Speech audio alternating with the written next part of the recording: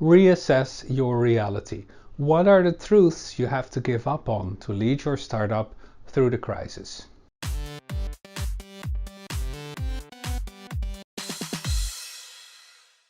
Hello, startup founders. This is step 2 in our series on leading your startup through crisis. And it's all about reassessing your reality, finding the truths that you have to give up on, and some new truths that you may have to accept as driving your business now. We divide it up in a few steps. And the first step is to really have a cold, hard look at your customer value. You can no longer assume that the customer value you've been providing is the customer value you'll keep providing. First of all, is your customer still around?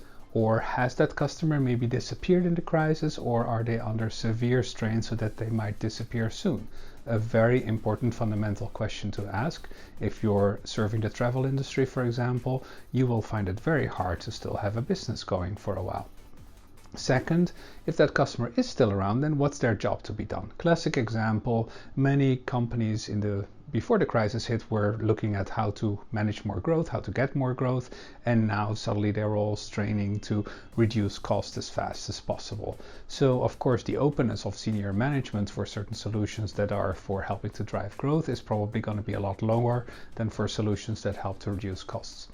This then drives a new product composition. So we recommend that people really do a customer empathy map, thinking again through what is the customer today thinking, what are they feeling, and also what is their job to be done, so that we can potentially on our side come up with a new positioning of our product, or maybe even highlighting new features of our product. Classic example, a consulting company that would have helped with managing growth or building new distribution channels or developing new products would now look at, well, can we actually get some of the non-performing distribution channels out, or can we take fewer products onto the market so that we can be more efficient?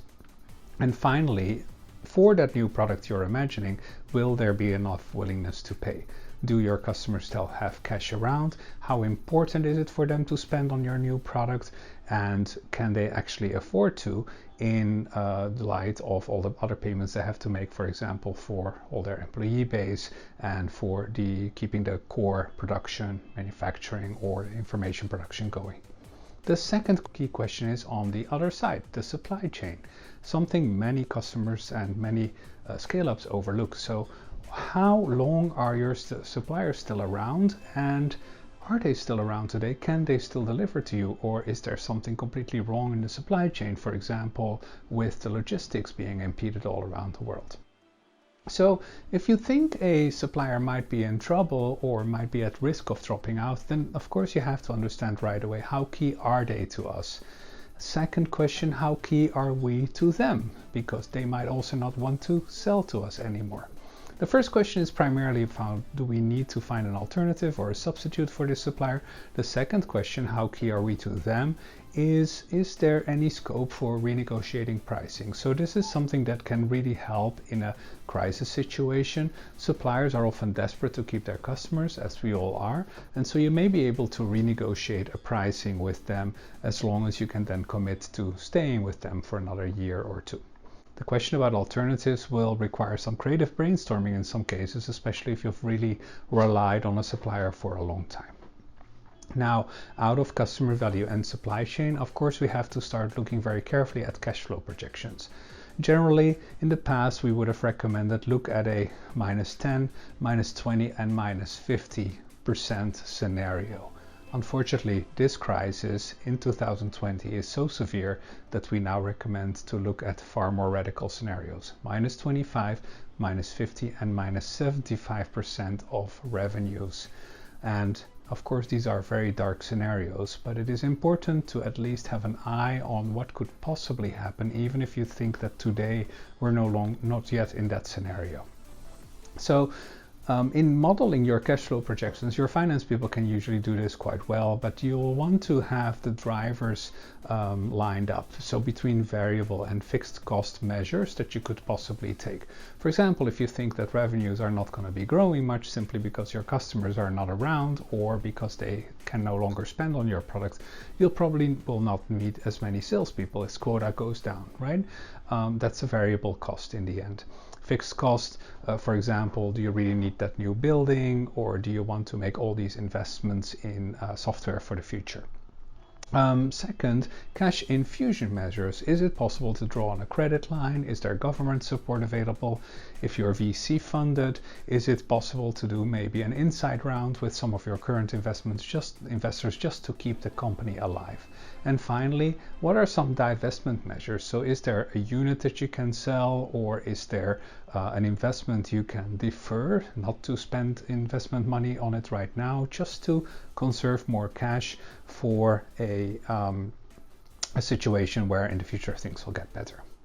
Now, what is the most important with these cash flow projections? That you define the trigger points in advance. And a trigger point is the point by which you move from scenario A to scenario B. So are we going to be following the scenario defined in the minus 50% or in the minus 25%? Well, that is based on today's situation and then defining in advance what would make us move to the other scenario. What we're trying to do here is to guard you from emotional decisions. Trying to set in advance, if things get this bad, then this would be the trigger point for us to move to a different scenario. And of course, you want to do this on the basis of leading metrics more than lagging metrics. So for example, taking decisions which scenario to move to just on the revenues that you've realized last month is probably not a good idea, because you will be too late. It's much more important to have this objective figure or ratio based on current activity. For example, how many meetings are our customers taking, or how much trouble are our salespeople having even getting through with their calls.